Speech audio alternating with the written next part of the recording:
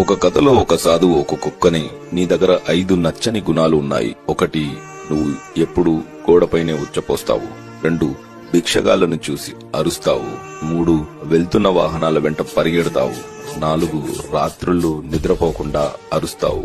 5, ఎవడు భోజనం పెట్టినా అది దొంగ వెదవైనా తోక ఊపుతావు. ఎందుకలాగా అని అడుగుతాడు.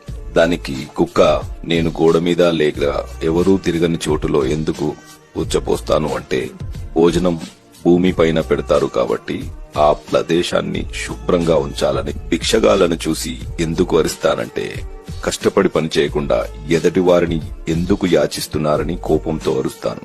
వెళ్తున్న వాహనాల వెనకాల ఎందుకు పరిగెడతానంటే, అతి వేగంగా వెళ్లడం వల్ల ప్రమాదమే కాని ఎలాంటి ఉపయోగం ఉండదని చెప్పడానికి. రాత్రుళ్ళు ఎందుకు అరుస్తానంటే, నిశ్శబ్దంగా నిర్మానుషమైన ఈ చీకటిలో నేను మీకు తోడుగా ఉన్నాను, మీరు జాగ్రత్తగా పడుకోవచ్చు అని. మనుషులు 9 మంది సహాయపడి ఒకరు మోసగించిన అందరి మనుషుల్ని ద్వేషిస్తారు. కానీ 9 మంది మనుషులు మమ్మల్ని కొట్టినా, ఎవరో ఒకరు భోజనం పెడితే అది దొంగైనా సరే మేము అందరి మనుషులని నమ్ముతాం. అది మమ్మల్ని మనుషులకు భిన్నంగా విశ్వాసానికి